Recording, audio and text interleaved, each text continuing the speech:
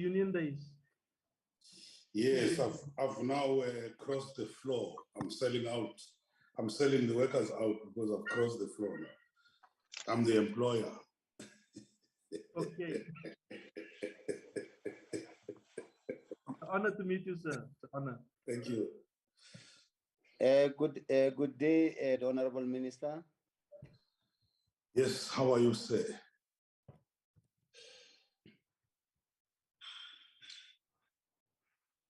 Lahlekile ndotathi bengibulisa.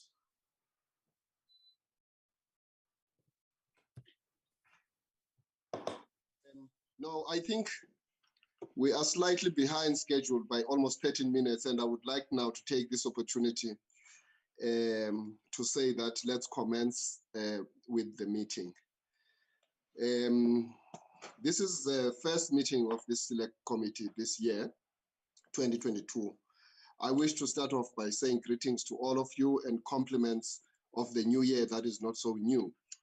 As you all know that we have already had the State of the Nation address by the President, and the debate has subsequently followed that State of the Nation address. And now Parliament is fully at work, and the wheels of service delivery has begun for this year. And as such, this meeting is happening against that background. Late last year, members, as you know, we have received this, I would call it a unique petition, which becomes the main thrust of our agenda today. As I say that, you are all welcome in this meeting, and your meaningful participation will be greatly appreciated. I welcome the members of the committee. I also wish to welcome the ministers that are present here, and at an appropriate time, we will certainly introduce them appropriately. Now, let me take this opportunity by saying that let's observe some of the House procedural matters by ensuring that we look into the issue of attendance and apologies that we might have before we get underway with our agenda. Mr. Mkiza, can you give us any apologies that we have? Afternoon, Chair. Afternoon, honorable members. Chair, I haven't received any apology yet. That's all, Chair. That's all. Okay. Thank you very much. Without further ado, the first item that we have on our agenda relates to a submission that we received, as I have indicated, from the petitioner representing people against racial classification. And I will now take this opportunity, because we have received the document and we have shared with all the stakeholders that are present here, including our members of the committee, the honorable members of Parliament. And so we are quite acquainted with your submission, sir, Mr. Glenn Sneyman, but we'll give you now the opportunity to take us through this particular petition, highlighting some of the most important things that you think the members ought to underline. You don't need to read the petition from scratch, from beginning to end, just talk to it. And I will give you a minimum of 10 minutes and a maximum of 15 minutes so that we give you fair and enough time to do that. You don't have to go the full extent of the 15 minutes, but if it needs be, you must do so. I now wish to welcome you, Mr. Glenn Sneyman, representing people against racial classification, to do your presentation. Over to you, sir. Chairperson. Chairperson. Thank you, Mr. Mkiza. Do we have hands? Yes, Chair, it's Honorable Nkosi. Okay, just hold on, Mr. Sneyman. Honorable Nkosi. Chair, I'm sorry for interrupting you. I just want to talk about the apologies. I saw the apologies on our page here. There are two apologies from Honorable Mtetwa and Honorable Bartlett that they are saying they are still stuck on their SOPA. So, and it's written directly to Nkanyi, so I don't know how did it happen that he didn't see them, because they are written in our page here. Thank you. Thank you very much, Honorable Member, for letting us know about that. And certainly those apologies should be noted. In other words, they may join us underway. Definitely, members? Chair. Okay, Yes. wonderful. Thank you so much. That is noted. Thank you for letting us know. Is there any other member who would like maybe to register an apology? No other member. Mr. Glenn Sneyman, now the floor is yours. Thank you, sir. And good afternoon to all the other honorable members in this meeting as well. My presentation will have two parts in it. The first part is the annexes which you see in front of you. And I will first give an introduction about how this petition came about and what our organization is about. Yes, just go to Annex 1 again, sir. Thank you very much.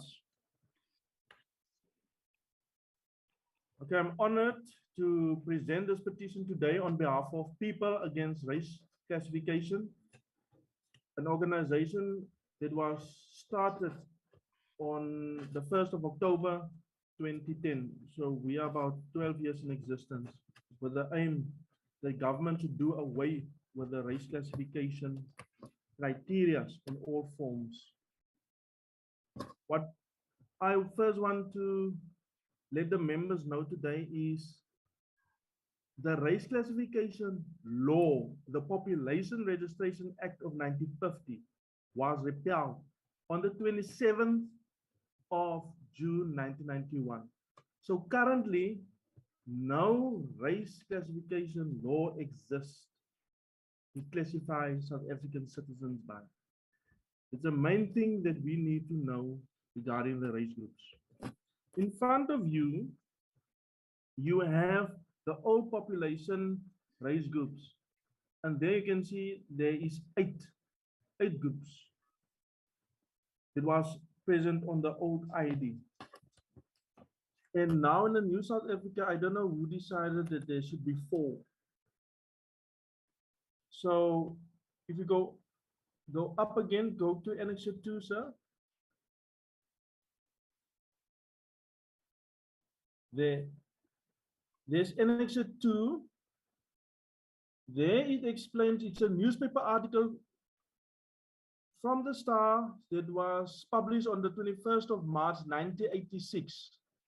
You read through it, it explains under the Population Registration Act, certain people in society wanted to be reclassified from one race to another.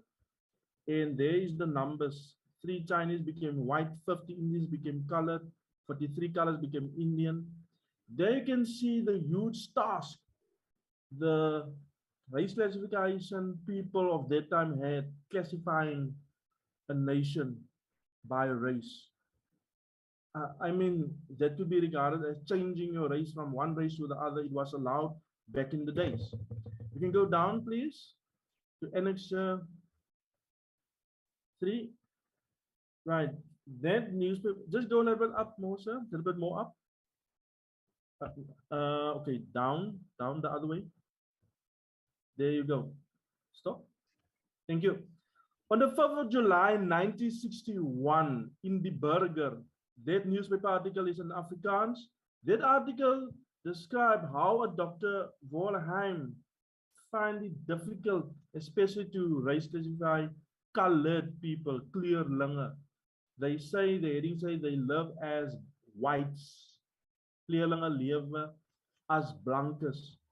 You find it difficult because you said that the lifestyle and everything are so the same. It's difficult to say, are they white? They look white. Are they colored? Supposed to be. There you can see under the race classification law the difficulty he even had classifying the people. You can go to the next annexure. You can stop there. Just a little bit down. There, stop there. Thank you. There is our beloved Freedom Charter. And I took an extract from the ANC's website. If we take a look at number 1, there shall be equal status in bodies of state, in courts, in schools for all groups. All national groups shall have equal rights at the top. And at the bottom, all apartheid laws and practices shall be set aside. So the Freedom Charter was created by the ANC and a lot of other political parties and groups agreed with it. And they agreed that it should, all apartheid laws, when a new democracy reigned, which happened in 1994, all those laws should be set aside. So our question today is, why are certain practices, which is the use of the odious race classification, criteria, and blocks, are still being used in our government system today? And not even four, only the four of them, not even the whole 8. I'll get to that later. Annex 5 is also another memorandum document presented by the leadership of the ANC. And if you read through it, you can just scroll up, Chairperson, please. Thank you. If you read through it, free until all our people live in brotherhood, enjoying equal rights and opportunities. Beautiful words, and in this document, the ANC only speaks about black and white. And they promise that what a new South Africa should look like and how they want it to look. Right, you can scroll up, sir, to the next annexure.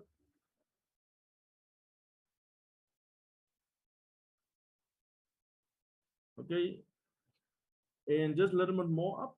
There's a letter from the EFF. You can just stop there. On the 23rd of September 2020, the Education Department summons me to a disciplinary hearing.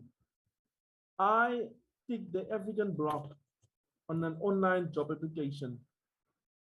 And according to them, I was a colored.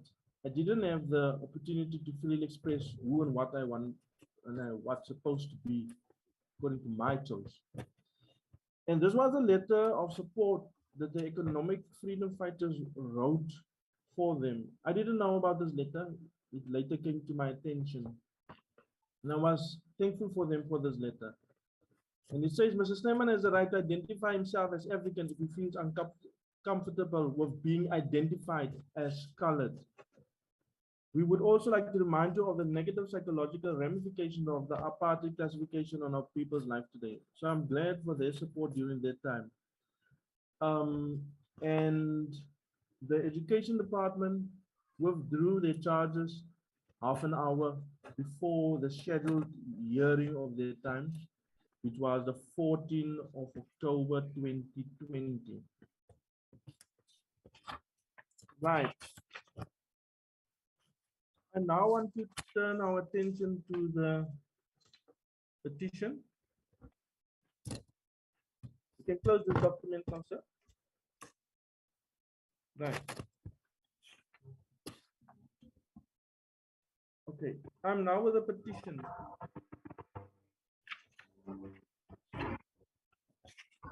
Do everyone have the petition open up in front of them? Okay.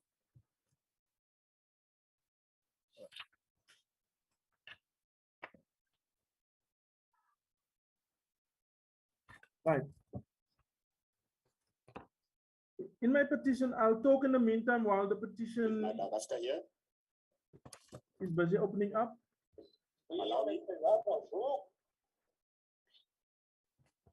Can I continue, Chairperson? Yeah, please proceed whilst they are trying to open the petition. Okay. I suppose all the members have the petition open up in front of them. My petition is divided basically in 3 parts because Parliament requested like that. If you look in the index page, the annexes, the first part is explaining all the avenues and things I went through before I came to Parliament. Like I said, I started the organization on the 1st of October 2010. And ever since first, I wrote to the Human Rights Commission. And their report is in here.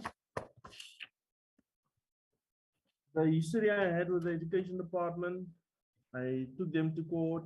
They charged me.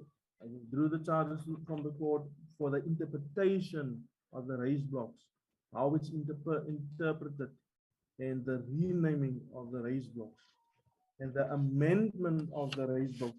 That is actually what we're trying to do, of going to court and writing to the Human Rights Commission and asking them how it's related.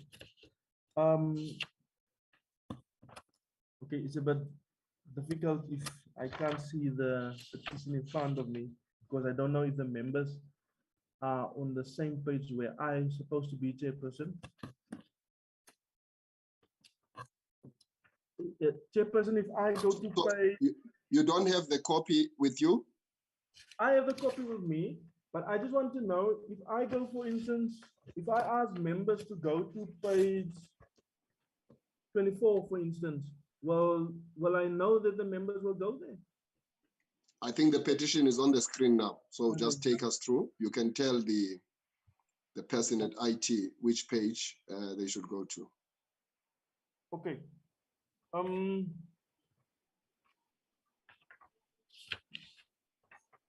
Chairperson, apologies. I'm going to start from page 2 again. Just go to page 2, IT person.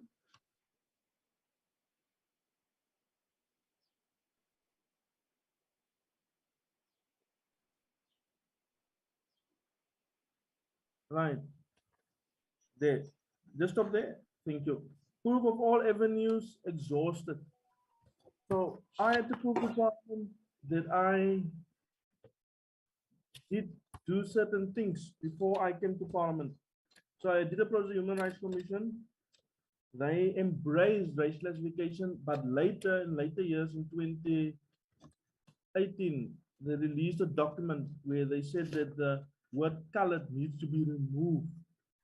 That the president and the presidency should move the word colored. That is just the thing I want to highlight from the Human Rights Commission. All right. The other part, if you go to page, just go down a bit, and then you just stop there. The other part of my petition is the supporting documents, supporting why we want this race classification be amended and reviewed. What I want the committee to understand today is we are not fighting against BEE, Black Economic Empowerment. What we are about is that the race blocks currently in its current state are causing confusion, and we asking Parliament to review and rename it. That's what we're trying to prove today.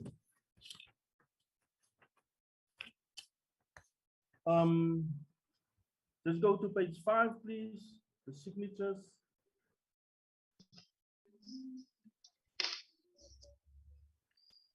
Let's stop there.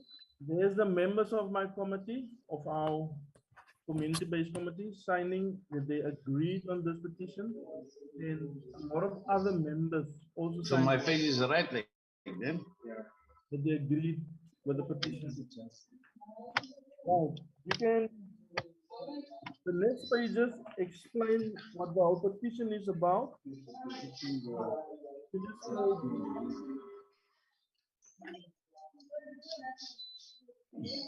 So you can go down to page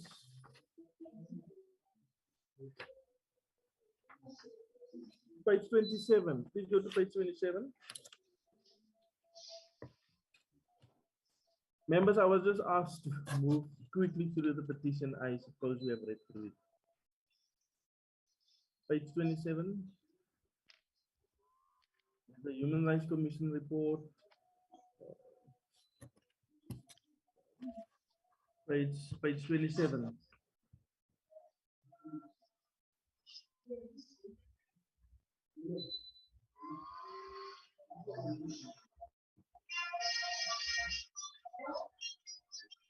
There I deadlocked with the education department in the season. Marian?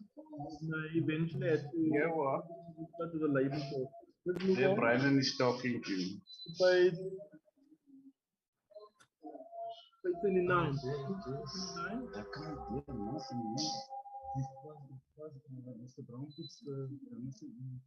Just stop there. Just go Yes, let's stop there. There the members can see our charts for ticking African on our online CV, and in later time, last year, the education department and me met, and they said it's fine. They can't choose the race for me. I can choose whatever race I want to be. So I took the other option, African. Okay, you can just scroll down to the next page, page 30. There, we tried to make contact with the president. He could give us an audience, but up to date, we heard nothing from him. On the 1st of May, we had a march in Oudtshoorn, May last year, and to give out the satisfaction regarding the continued use of the race classification criteria on forms. And we read a letter, we emailed a letter to the president, but we haven't heard from his office yet, as well as several other ministers. Okay. To move on,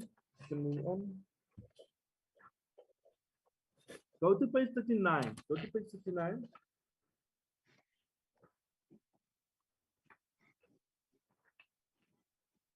Uh, 39.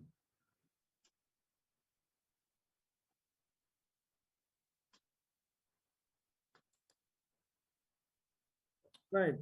Just go up to the petition part. Just a little bit more up. There. Okay. That is the petition that the members need to complete if they agree with Park's vision. And a lot of people said that they don't want to be classified according to a race. They don't believe in race. It's not accurate. So over the years, over the 12 years, because it's a mammoth of a task to get to a lot of people, and you're doing this in your free time and whenever you can, get to a lot of people and talk to them and educate them regarding the phenomenon of race and the classification of race.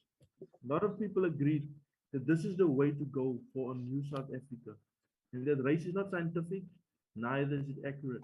That was the petition form that they signed for it. Okay, we can now move to the next page.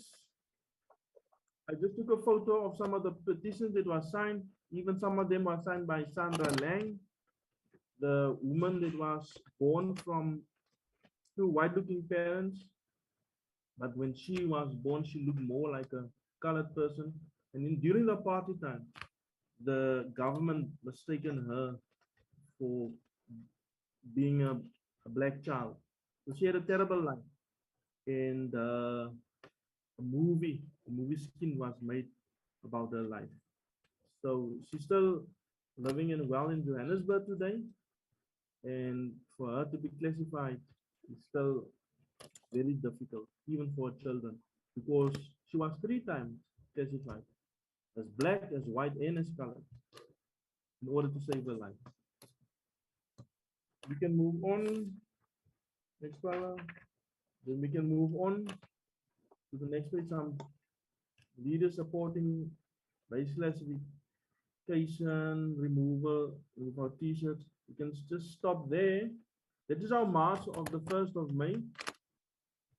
Our t-shirt reads, I'm not a colored, a black, an Indian or white person. I'm a South African. I'm a human being first, and a South African first and foremost. A lot of people bought our t-shirts, wearing it. Prominent people was photographed in it, and yeah. Of course, there are people that don't wear the t-shirt but still support the whole movement. Right. We can move to the next page, page 43. Now, this is a very important page. It's an extract from the Human Rights Commission report, page 81. This report can be found on the Human Rights Commission's website, and it was emailed, the whole report was emailed also to the members. I want to draw your attention to page 81. And it says, no, that's page 81, yes. Let's go up on, this is an extract. You can just stop there, Mr. IT. This is an extract from the report from page 81. And it says that 7.1.1, the state through the presidency and the DAC, Department of Arts and Culture, must take steps on or before 31 March 2019 towards the removal of the forceful categorization of the Khoi and San people as colored. Where are the Khoi and the San people categorized forcefully? It's Khoi and San. There's only one act in the South African law which speaks about the 4 age groups. That's the Employment Equity Act. So where did the president remove it? That's the Employment Equity Act. Because certain people that looks brown skinned will be confused for, are you now colored? Do you want to be called colored? Do you want to be referred to as a colored? Or are you Khoi San person? Me personally, I believe that I'm a descendant from the Khoi San community because my great grandmother was a Khoi woman. And our language is Khoi Guap, which I started learning last year through an online course from UCT. I'm picking up my roots. And I don't want to be referred to as colored. And so does many other people that support this initiative and that support the Khoi San community. They don't want to be referred as a colored. So how are we in a South African society and the law? How are we gonna differentiate now who's who wants to be called colored, who don't want to be called colored? And those that want to be called colored shouldn't ask and force others also to be referred to as colored. We should respect each other for what we want to be referred to as. You can page to the next page, Mr. IT, page 44. Now, when we started this campaign, this was to us really something that bothered us, that we wondered, how did this happen? Chinese people, let's go a little bit down, Mr. IT, there. That it is declared that South African Chinese people fall within the ambit of the definition of black people. This court order said that the Chinese people fall under black. We understand it as black, B-E-E, black. Chinese people are regarded more as income in this country. So here's a piece of court order from the court. It says Chinese people are black. So I just wonder the committee is zooming on this as well. Next page.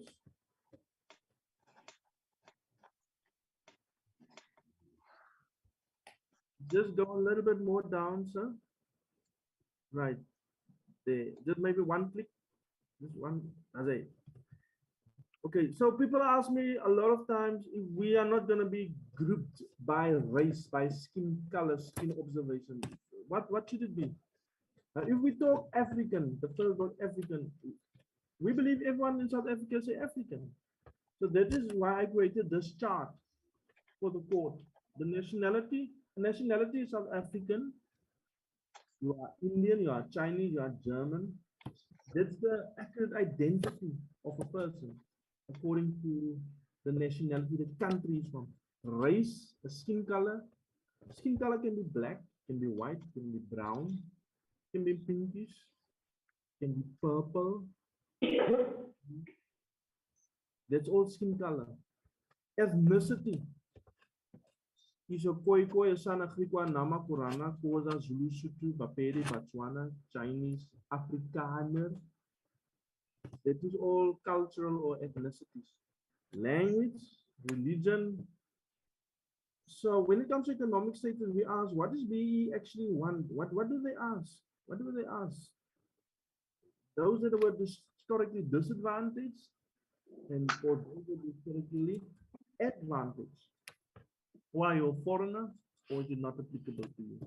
So that's how I broke up the blocks, what it actually means, to give more meaning to, so that I feel that government should separate identity from the need or question for economical redress, because we can still have economical redress, looking at which poor, who is under the breadline, you know, what households is under the breadline, above the breadline, middle class, you know, to increase that, to help them. And just separate the idea of identity from it. And that's why I have that breakup there, to give more, make more sense of the race grouping that we South Africa want to identify. Okay. Annex 17, GA 17, right?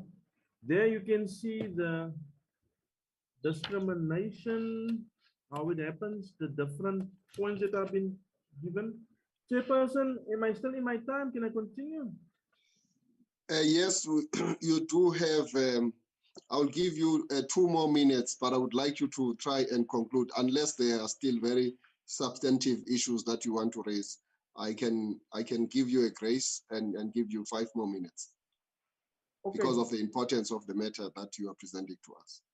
Okay, because I actually would need maximum time. I just want to highlight what I'm going to highlight. Okay. Can I say with confidence that all the committee members did went through this petition? They did read through the proposal, no? Right? Chairperson and committee members, through this page, this is the employment equity page, where when you apply for a job, you get a certain, if you're African, you get a certain scoring towards it. African, you get 8 points, coloreds, maybe 6 or so. Just go up a little bit, sir. Down, down. You go down more. There's the marking system. 8, okay. You just passed it. There's a marking system. 8, 7, 6, 5, 4, 32. According to the race group you fall in. Now, when I wanted to change this in court, I say there's a difference between a scoring system and a representativity system. Just remember this page, committee members. Just go up a little bit, sir. Down, down. Just stop there. This is the ELRC award. When we talk labor, we talk in the context of the Employment Equity Act. We talk in terms of the labor laws, the education, labor laws, all the work for the BCA, for the labor laws. So this award was for a dispute for promotion post. An advocate, Hippie van Tonda, found difficulty in this award because he had to choose between a colored, a brown woman, and a black male who was supposed to get the promotion post. And for him there, he said, he highlighted the fact that there is no degrees of disadvantagement test in the law. So there's no test mechanism. There's no method to test with how do we determine that a black person were more disadvantaged than a colored person staying at a specific place. How can we determine that? The law doesn't make provision for that. So that is a technical difficulty here. And if you go and research it on the ELRC website, you found the whole thing there. So I just have an extraction of what that is about. Just go down to page 49. 49. Just go down again more. There, just stop there. I'm accordingly not in favor. You just must it a little bit. Just go up. There, just stop there. Thank you. I'm accordingly not in favor of applying the degrees of disadvantage test in promoting employment equity. In my view, the representativity test, which I will now discuss, is a much more racial and fair test. So the question is that well, how to apply representativity. So the fundamental principle I have is also how we apply Employment Equity Act. Just go down to the next page now. Sorry, Chairperson, but these things just need discussion. You can stop there. if we talk about representativity, what the Act was trying to promote since 1994, trying to get more Black people and say colored people, Indian people into the workforce, it was predominantly occupied by white then it means if we say there's 200 people working, then like the breakup I have there in that example, then 120 needs to be colored, 30%, 60 people need to be Black, 15% need to be 30 people, 4% Indian, it's 8 people. So if you convert the percentages to people, you get 120, 60, 30, 82.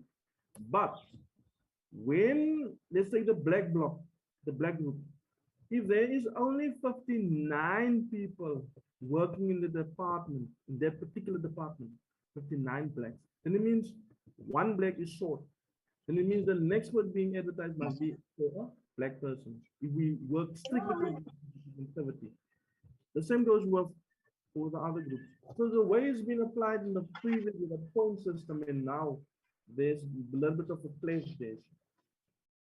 Okay, we can move on to the next If you slide. may try to conclude now, sir, you are now 35 minutes on the platform. All right. I'm just gonna wait. Okay, I'm gonna conclude, Chairperson. Page 57. Page 57. Yes, I'm just Page Thomas 50. Watsanga.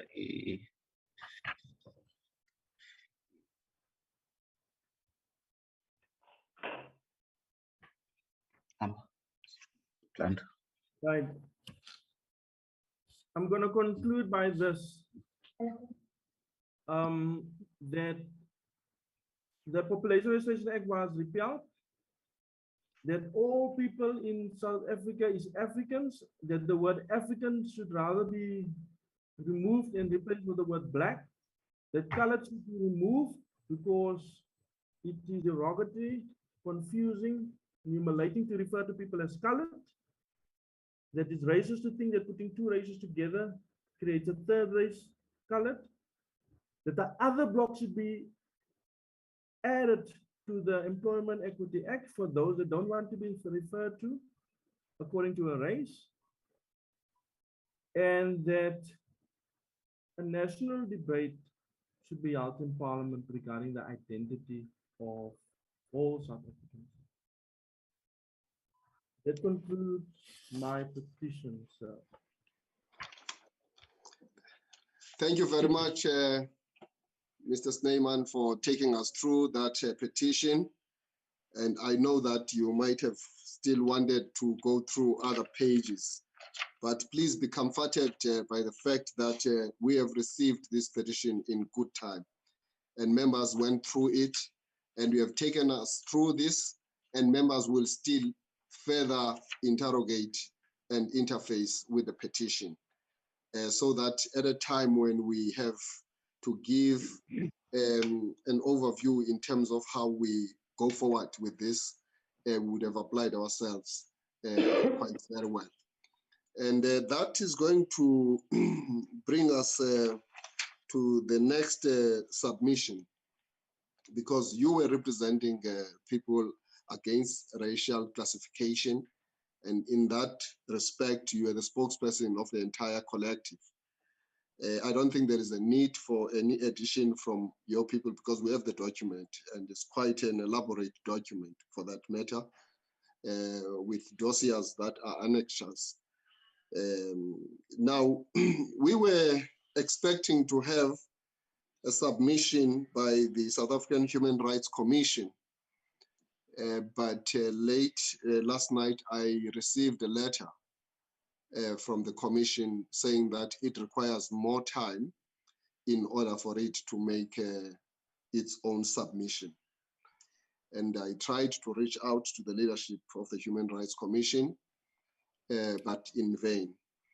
That is not a train smash, because it is one of the organs that we have in the country, and we'll still have an opportunity to interact with them in respect of this petition. And that brings us to the next item, that of the Minister of Home Affairs. Minister or the representative of the minister. This is now the time for you to make a representation.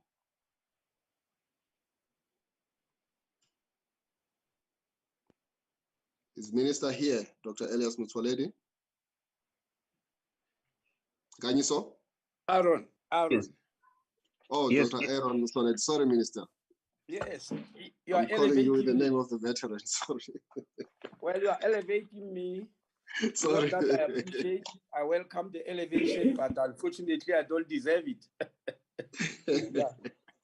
Yeah, at a very high level. Yes, Chairperson, thank you very much, and thank you, members of the committee. We did also receive the petition in time, but I'm sure you'll be aware that as far as we are concerned, the South African government has previously used racial classification as a tool in its official state policy to control the population. As far as we know, individuals were placed in the following group: Black or Native, Colored, Indian or Asian, and White. Now, these were done in terms of Population Registration Act number 30 of 1950, and the Race Classification Law, the Population Registration Act of 1950, as well as other laws like mixed marriages, etc. But they were repealed in 1991. So the long and short of it, Chairperson, is that in Home Affairs, when we give people IDs, all that we mention is nationality and nothing else. And I'm sure all of you can take your IDs and check. It's written only nationality and the nationality Republic of South Africa. That's all we are doing in Home Affairs, Chairperson. And I think all the other issues in the petition do not pertain to the Department of Home Affairs. Thank you very much. Thank you very much, Dr. Aaron Mtswaledi, for that precise and concise and yet complete submission. And I think it is quite clear and glaring that in all our IDs, we are classified as South Africans. That's the submission by the minister. Let's move to the next department, and we'll have Minister Thulas Nxesi as representing the Ministry of Employment and Labor. Over to you, Minister. Minister Nxesi, the floor is all yours. Thanks, Chair, Honorable Mkiva, and the honorable members of the Select Committee and my colleague, Minister Mtswaledi, and the invited guests. My story is a bit long, Chair, but if I were to perform like Minister Mtswaledi, I would get a distinction. But let me just say, on perusing the file submitted by the petitioners, I noticed that the petitioners allege that the use of race classification by the South African government is unconstitutional and offensive to the so-called colored people. The words Black people as defined in the Employment Equity Act of 1998, they say creates confusion by defining Black people to include African coloreds and Indians, and every South African citizen is an African, including the white people and Chinese South Africans. I concede, Chairperson, that all South African citizens are African by virtue of being born and bred in the African continent. In the same vein, I also acknowledge that the colored group are Black, and as a result, they are part of the Black people as prescribed by the Employment Equity Act of 1998. However, that's our emphasis. We should not lose sight of both the past and the current South African context. In view of this, it's important to remind everybody that apartheid in law and in fact systematically discriminated against Black people in all respects of social life. Black people were prevented from becoming owners of property or even residing in areas classified as white. Although Black people constituted nearly 90% of the land mass of South Africa, they were excluded and denied the right to equality based merely on their race for just being Black. So Black people were unable to access quality education, equal employment opportunities, and were excluded from occupying certain occupations. Excuse me, in particular, the senior positions, Chairperson. They were denied access to the established schools and universities, civic amenities, including transport systems, public parks, libraries, and many shops were also closed to Black people. Instead, separate and inferior facilities were provided just because they were Black. So the deep scars of this appalling system, which was racially driven, are visible in our society.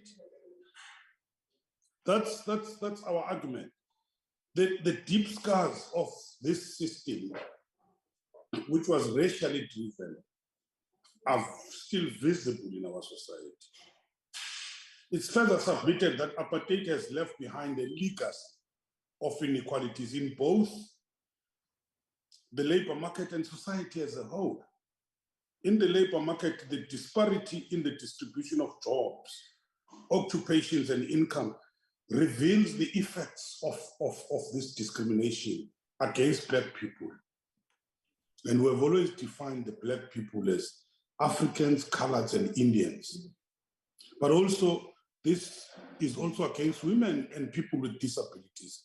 It is acknowledged that these disparities are reinforced, Chairperson, by the social practices and other factors outside the labor market, such as lack of education, housing, medical care, transport, and so forth, which perpetuated discrimination in the employment against these previously disadvantaged groups. And I think what I'm trying to do, Chairperson, is that the members and our guests should appreciate the context of the employment equity.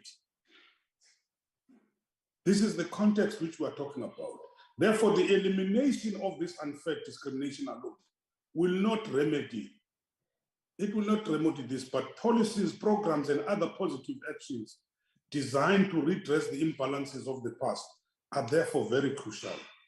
And in this regard, the prohibition of unfair discrimination and commitment to the implementation of affirmative action and all those other measures are mutually reinforcing processes required to achieve substantive equality in order to give effect to the right to equality, as enshrined in the Constitution, Chapter 9 or Section 9. It's further argued, Chair, that in order to ensure substantive equality, it is fundamental that given South Africa's painful discriminatory past and inequalities, in particular amongst the previously disadvantaged groups, legislation geared towards the elimination of unfair discriminatory practices and promotion of equality are prioritized. It is against then this constitutional background that the Employment Equity Act was enacted to give effect to the fundamental human right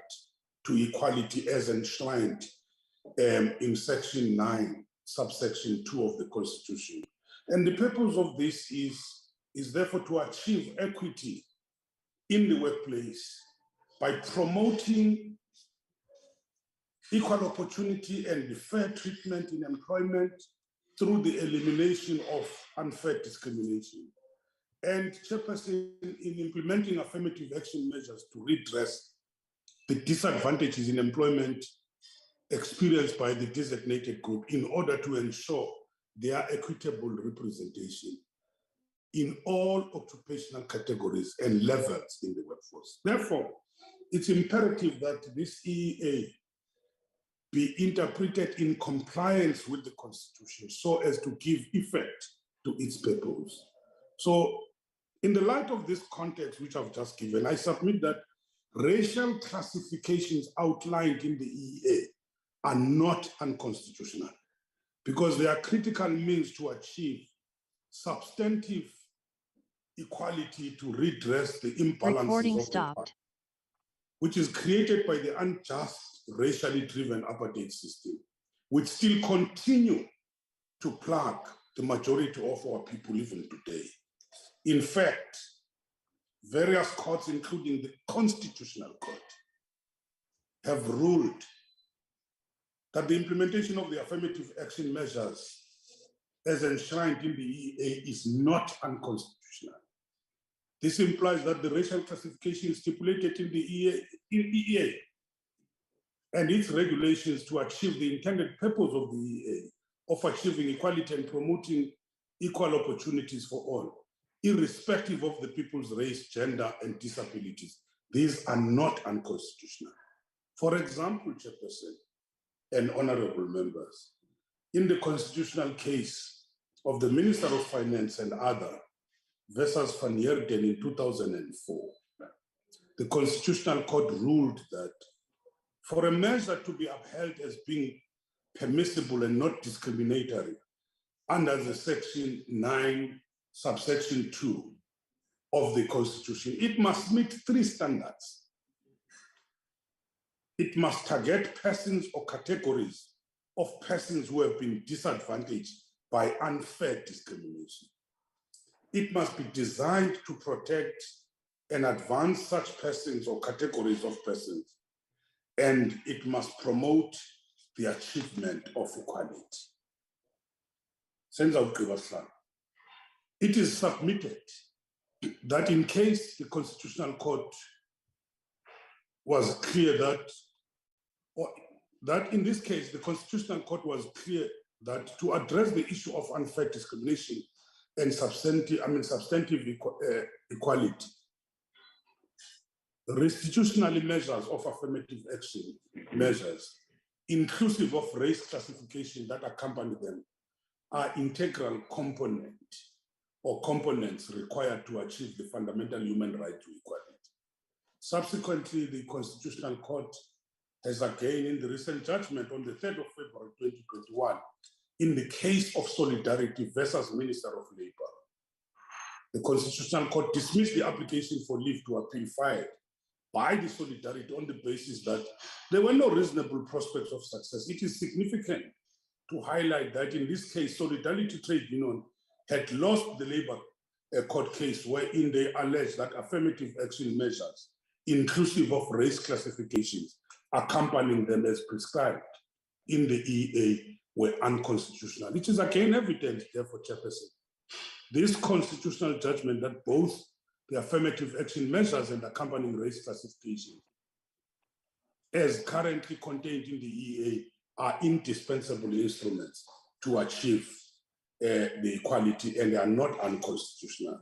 I therefore, Chairperson, concur with the argument expressed by the South African Human Rights Commission in their response to the petitioners that the restitutional measures such as affirmative action and race classifications contained in the EEA and utilizing the various South African policies and programs, they fall within the ambit of the Constitution. I want to leave it there in the interest of time, because I can see, Chairperson, the way you are looking at me, I'm harassing you in terms of time, if you're not harassing me. Thank you very much. No, thank you, Minister, for that. Actually, I gave you more time simply because I knew that this matter resonate more with your department in terms of the issues that have been raised. And as such, I thought that we needed to give you a little bit of more time. Members and honorable ministers, we had extended an invitation to the Minister of Arts and Culture, specifically because that ministry deals with issues of identity, heritage, and culture. of which then the subject before us also relates quite very strongly with that department. But unfortunately, the minister, I believe, has got a commitment which he had before we set this date. But as I had indicated when we opened that we cannot exhaust this matter today. We will still continue dealing with it even in other platforms. And perhaps we may have a second bite wherein we'll have to conclude it, in a very progressive way. Furthermore, we had invited the Khoi San community leaders as well so that they can make a quick submission in this respect. And that being the case, I believe that the officials have indicated to me that we do have a representative of the Khoi and San communities. And I now give this opportunity to them for them to make a presentation. We will afford them 5 minutes. We've specifically asked for them to be invited because we knew that they have to be part and parcel of this very first engagement at this level.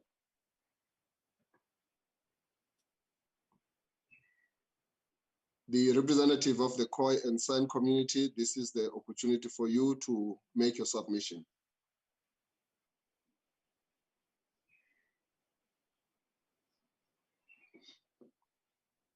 Nganyiso?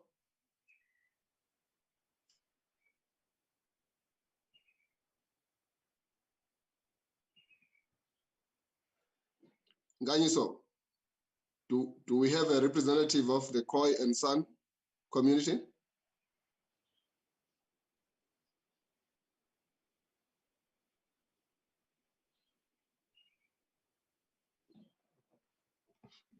Chairperson, my name is Erasmus. Mr. Kakisa has a problem with his technical problem with the Zoom, so he's trying to sort it out. So he cannot respond now to your question now, sir. Oh, so he is not on the platform at the moment because of. He's on the platform. The technical guys is busy with him, sir. He was kicked out of the meeting. Okay. Okay, Chair? Yes, sir. Yes, I'm on now. Is that the representative of the Khoi and San community? Yes, they are present, Chair. Okay, if you may just introduce yourself, sir, because we did not get your name at the time when we were going to comment. Just your name and the organization that you represent. Over to you, sir.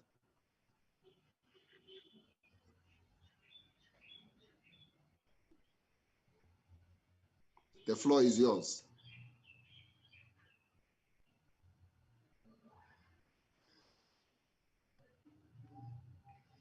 You can proceed, sir.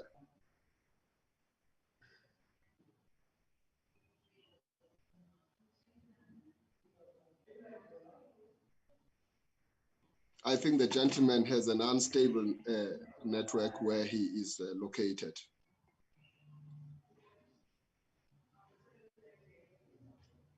My apologies. My apologies, Chair. Can I just record? I know that yesterday we were in the cabinet. I know that the Minister of Sports, Arts and Culture, he was outside the country. That might be the reason. I think I must record that. Thank you. All right. No, thank you, Minister. Whilst we wait for the submission by the leader of Khoi and San community, are you ready, sir, to talk to us?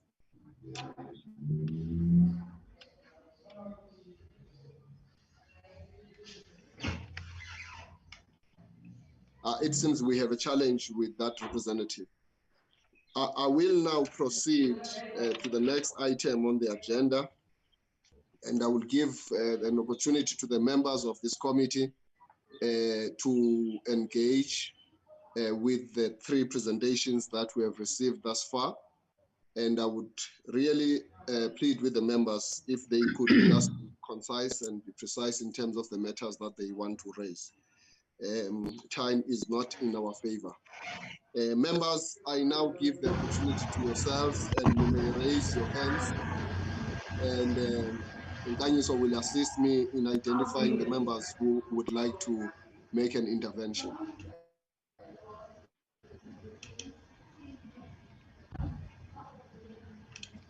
Honorable members, I give this opportunity to you to raise questions and comment on the 3 submissions which have been made, if there is any. I can see at this point, I would like first to limit the engagement to the members.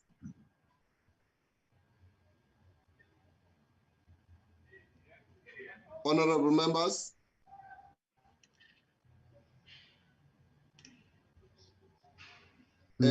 Comrade Kenny, I've identified you as one of the members who would like to say something. Can I give you now this opportunity?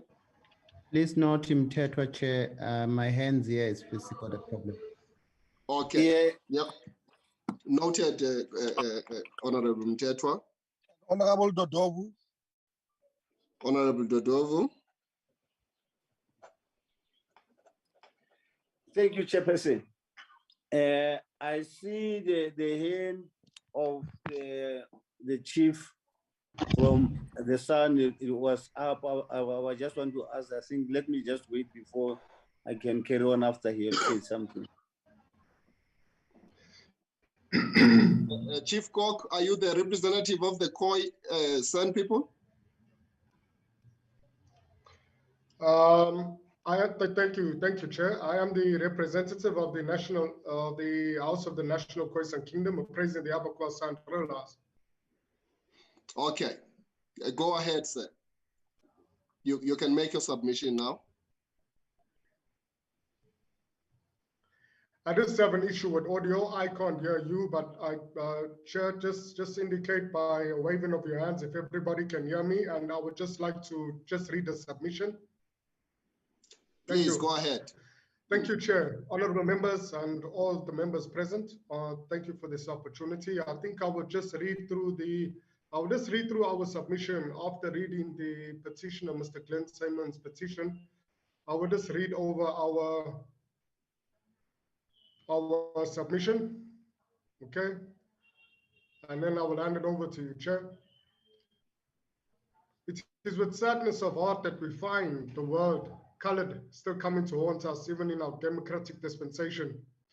There have been many a dialogue about abolishing the word colored from all applications in private and public sectors for many years since the first democratically elected president. What is evident is that in the public sector, there is still a belief that if you are certain pigmentation, that you are more eligible for a position of employment than the other.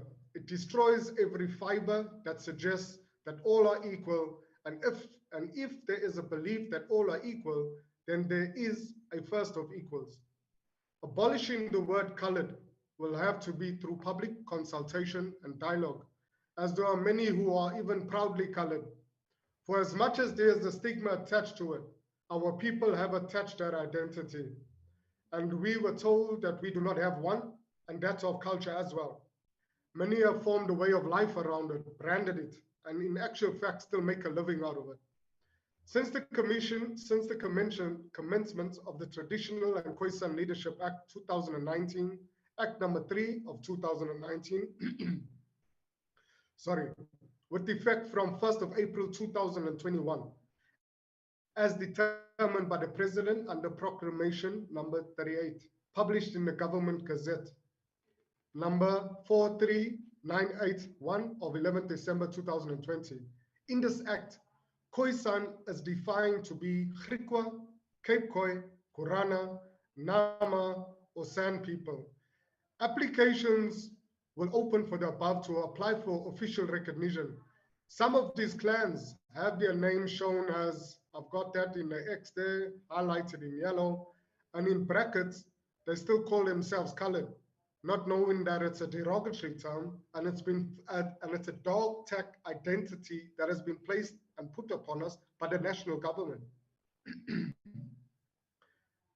Showing us as the National Khoi San Kingdom, appraising the Upper Khoi San Royal House and our Kubaha, King Thomas Edgar Brown, that our people, even when given an opportunity to take claim to their own identity, are still fixed in a colored identity. We have always been told that if you're not white, you are black and known as such, according to the Employment Act. This is classified as such in Employment Act and carried different weightings in opportunities as so presented by Mr. Snyman. So when abolishing the word colored, this would have to automatically be subject to change. All South African citizens cannot be called African if they were not born in Africa. A Chinese cannot be called African. They become citizens by virtue of application to enter by instruments in place under the watchful eye of Department of Home Affairs, where foreign nationals, not only Chinese, apply for permanent residence. They should remain as citizens and not Africans. I would not become a red Indian by becoming an American citizen.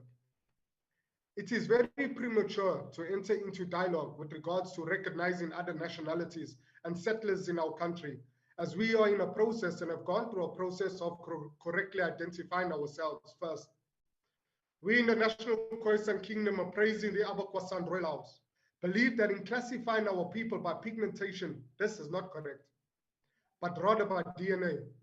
Many have German, Dutch, Xhosa, Zulu, Afrikaner as ancestors and descendants because of colonization and the fight against it, resulting in intermarrying into different cultures, but still operated in their own name, culture, and right. We as the San meaning South African natives, are not colored people only, but rather are all south of the equator, regardless of pigmentation, religion, or language. We are all brothers and cousins and family, and have to come together in the spirit of Ubuntu. In conclusion, we are of the belief that in order to move forward, we have to heal the past. Having a commission such as the TRC, the Truth and Reconciliation Commission, would educate, not with the same name, but give it a different name pertaining to this issue now that we now face, would educate the generation that say that they're proud of a race classification which was devastating. Then ease in which it is abolished, then the ease in which it is abolished would speak to both the word and those against it. Meaning, can I just qualify that? As that there are so many people who are proud of their identification colored post the democratic dispensation, because while they haven't experienced the social ills and they don't know where that word colored comes from, they just were born and were called colored and that's all they know. So they don't know the social ills, they don't know the situations that our forefathers, that even our elders had gone through, the pains. I mean, we experienced it, Mr. Snyman. I see that you and I are almost the same age, you know. So you and I maybe experienced the tip of what our elders have experienced in terms of the classification. Through you, Chair. Sorry, Chair, through you. All South Africans of south of the equator should be classified as South African natives, as South African native people. Abolishing the word colored as a must, and once done, would automatically speak to change of all documentations or applications in the private and public sector. Through you, Chair, as reading the petition, I just put this, I think it would be to the petitioner and also to the members present, and is that what would happen if they abolish the word colored, whom some of our people hold on to as to identify themselves because they have no other identification or don't accept another. And the window period which COCTA has now opened or is now going to open on the 30th of March 2022 to the 29th of March 2024 in terms of recognition. What if it takes, that recognition process takes longer than expected? What identity then will fill that void? The national debate that should be held as a strategy in fast-tracking recognition of South African native communities and their identities. I thank you, Chair. Chair, I know I've taken 5 minutes. If there is another 3 minutes, I just want to acknowledge our Kubaha, King Thomas Edgar Brown, and his presence as well. I'm sorry, I did not apologize. I did not acknowledge His Majesty, and all royalties also on the Zoom meeting. Amashe, Pai Kai, Pai Kure. Thank you, Chair. Thank you, sir. To you too. Thank you for that submission. And now I'll give the opportunity to the Honorable Ken Mutsamai to make an intervention. So if you can be brief as well. Thank you, sir. Thank you so much. And I appreciate for the King Cock what you have said there, or from the San. Let me just say, I want to ask, are these people, the question about what? Are they benefiting from the government as other kingdom are they benefiting? Or as we are recognizing them as an African and not the colored people, not the like others as they are benefiting? That's my question. Thank you, Honorable Mutsamai. I will now give the opportunity to the Honorable Mtetwa. Yambos.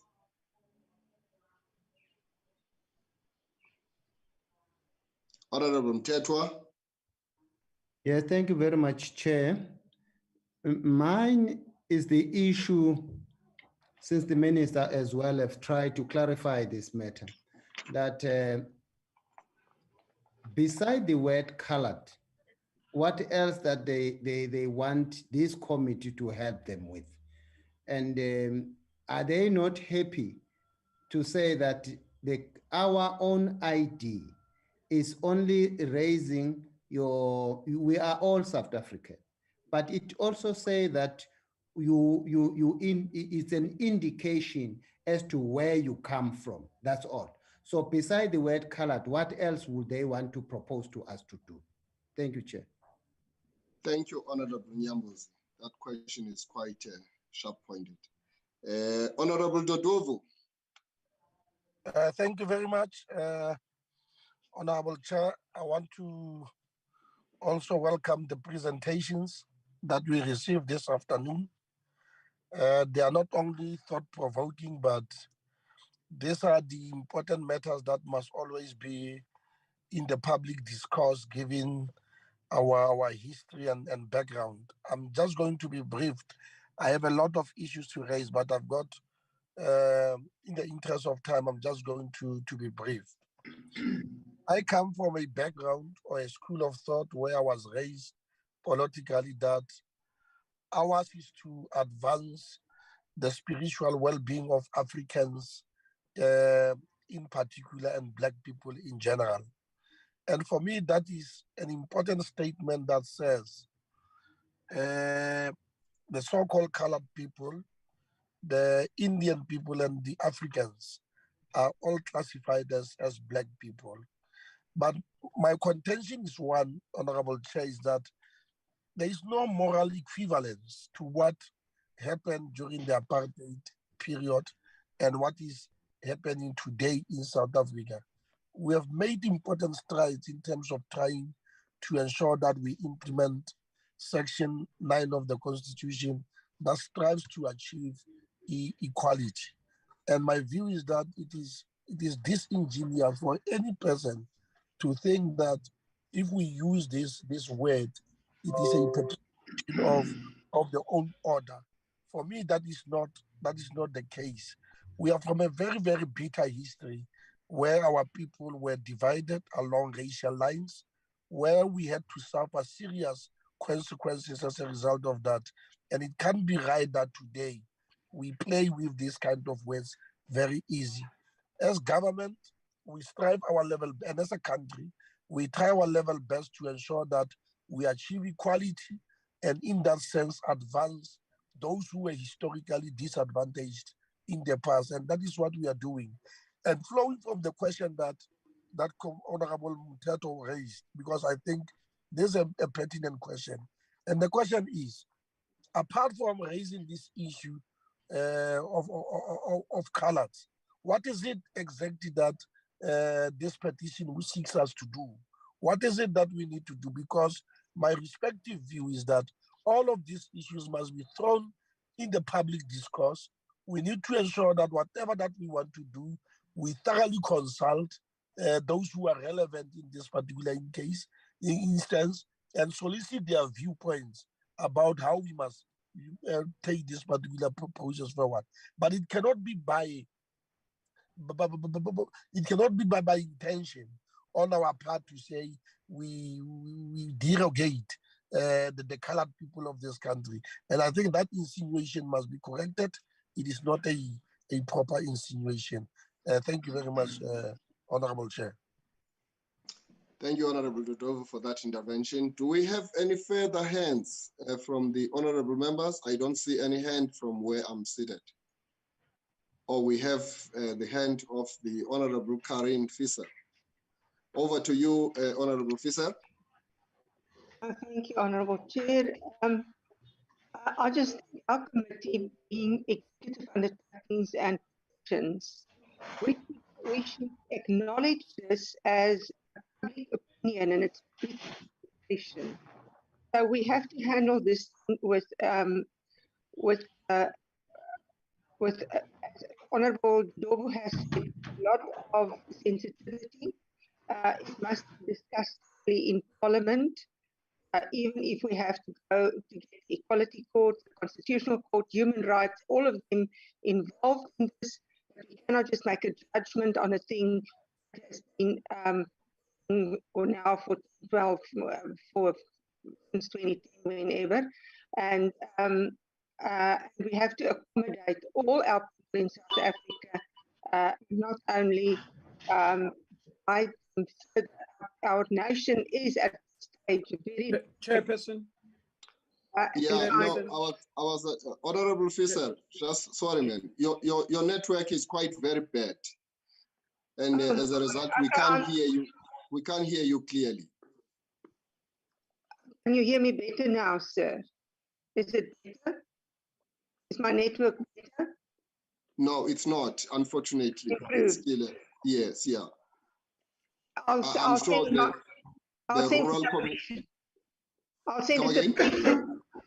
a submission to the committee. Okay. Thank you very much. Yeah, if you can make your submission electronically, it would be appreciated. Maybe just email it to the office and then we will consider it. I'm sorry about that. Thank you, Honorable Fisser.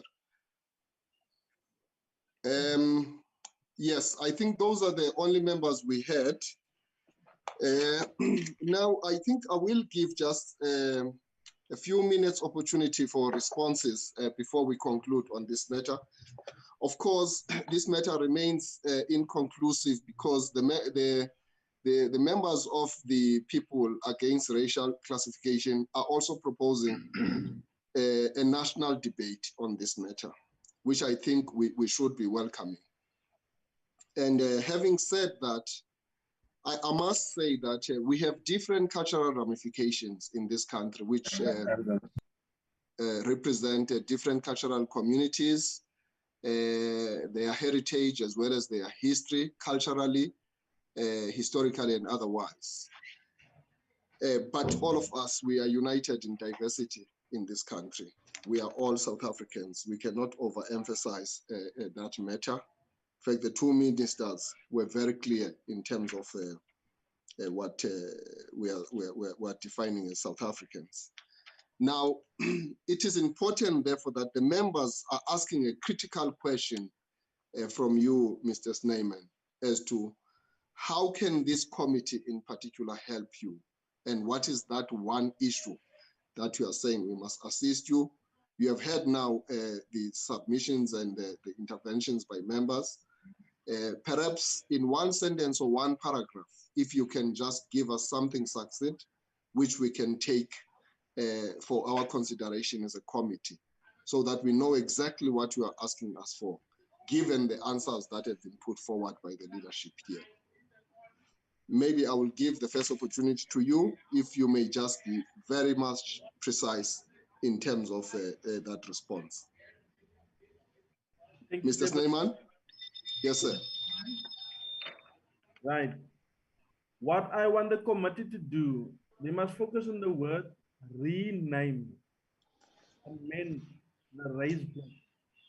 So African must change to black, colored should be removed, the other blocks should be included with the race blocks.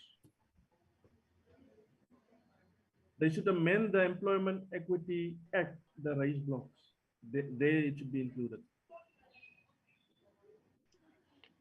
But how would you deal then with a situation where a significant number of the people from the so-called colored community still want to uphold that term, colored? That's why I say... do you have the authority to speak on their behalf, all of them? No. Because it may so happen that you are just representing a minority of the people from that community. Is it not an issue maybe that requires the debate that you are talking about, wherein there's an open discussion and the public education? Because you may be jumping the gun to say that it must be changed at this point. Yes, rather, I think it is more constructive for you to say that there should be a public engagement, starting with the people from that community, whether what is it that they would want to be referred to as a people, insofar as their community is concerned. Never mind the issue of all of you, you are all South Africans, like all of us, and all of us who are equal before the law. And you must understand that when the apartheid machinery and colonial machinery did this racial classification, the intention was to categorize the citizens of South Africa. The white people were first citizens and everybody else were second-hand citizens. So that was the intention, to exclude anybody else who was non-white. So the Minister of Labor is quite very clear, and the Minister of Home Affairs, that we are all equal before the law and we are all South Africans. And the classification that is there is intended to repair and to restore the dignity of all of those that were terrorized and abused by apartheid and the colonial structure. So it is a progressive form of classification, which is intended to deal with the historical imbalances. So you must look at it positively. And we do not negate the fact that you may want to rename how you are referred to. But is it not progressive for you to start by engaging the people from your community so that there is unanimity in terms of what needs to be done going forward? Because you may find that it is the small sections of that community that encompass what we refer to as Khoi and San people. Not everybody wants to be called as such, but we do recognize that the Khoi and San people are also African. But I think that the ball, we will still put it in your court. You are raising a very constructive discussion and debate, but I think that you might have taken it to the national level before you engage the people of your community, particularly wherein there could be a scenario that they are a majority who still comfortable to be referred as such. I don't want to cause dialogue, but I just wanted to say that to you. Mr. Snyman? No, I take note of you, because for the last 12 years, I did engage the community regarding how they want to proceed. But who's going to call all the so-called colors together? Who's going to call them together? Who's going to facilitate such a meeting and run a survey on them and ask all of them, let's vote. Do you still want to be called colored? Or don't you want to be called colored? Who's going to facilitate that? Okay, thank you. I think I understand what you are saying, and we will consider that. And but we do welcome the issue of the national debate on the matter, and I think we will take that debate starting with that community, or with those communities where there are so-called colored people. Minister Aaron Mutsoaledi, Honorable Minister, would you like to have your concluding words on this matter for today? No, thank you, Chairperson, and thank you to honorable members and His Majesty.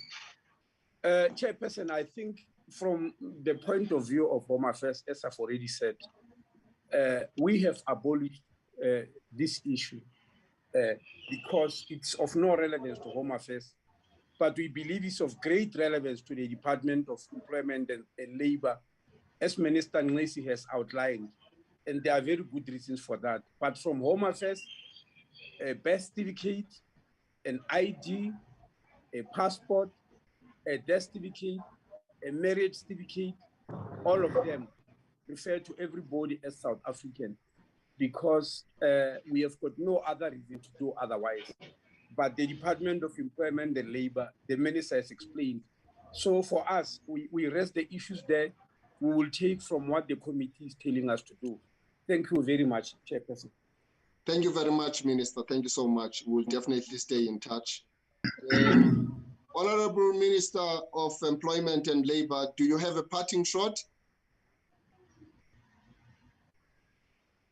Yes, Chair. I just want to summarize it by saying we are arguing as this department that you cannot address the imbalances and the injustices of the past without recognizing the fact that the apartheid system was solely driven from a race hierarchy classification system, with whites being at the top and the colored and Indians in the middle and Africans at the bottom. So in the light of this context, it's important to identify who are disadvantaged groups and rightful beneficiaries of these restitutionary measures, affirmative action measures. So as such, the current race classifications contained in the EEA should be seen solely as yardstick and an instrument critical to achieve substantive equality for all, not as a device to reinforce the apartheid race discriminatory system. And I acknowledge that the government, private sector, and society as a whole, they will continue to struggle with the implementation of the affirmative action measures as everyone seeks to redress the imbalances and the injustice. And lastly, Chair, I urge the practitioners or the petitioners to reconsider their request for the removal of race classification in the EA. If not, they have the right, I advise them that they have a right to approach the Constitutional Court to provide clarity on the matter. But maybe what has been offered here, that we need a national dialogue, we must accept it. Thank you very much, Chairperson. Thank you very much, Minister. Honorable members, let me first express my gratitude. Who is disturbing this meeting? Can you please switch off your microphone? Honorable members, let me thank you for taking time to come and attend this meeting and interface with this petition before us. Let me also express my thanks to the petitioner, Mr. Snyman, and the people against racial discrimination for finding it necessary to come and make a representation before this committee. And indeed, the matter that you are raising is quite a very serious one. And it is for that matter that right at the start of the year, we prioritize this matter so that we look at it, because it talks to our past, but it also talks to our present and perhaps our future. And which brings me now to the fact that we have been assisted by the two ministers to actually provide the submissions that they have made, which will give us an opportunity as a committee to come up with a comprehensive response and probably a proposal which forms part and parcel of our response to the petition and petitioners. And therefore, one thing that I can assure you of, Mr. Snyman, and the people against racial classification, is that we accept the proposal for a national debate on this issue, and we will try our level best to see what is the best approach to ensure that such a constructive and a progressive debate must ensue. We'll engage, including with the public broadcaster, the SABC, amongst others, to ensure that we ignite such a constructive discussion around this matter. That being said, I think the time has come for us now to adjourn. Thank you, Minister Motsoaledi. Thank you, Minister Ngesi. And thank you so much. This has been quite a mind-boggling discussion, and indeed quite very constructive for us to consider. The meeting stands adjourned. Thank you, sir. Thank you very much. Amashe. Kaka. Thank you, Chairperson. Amashe.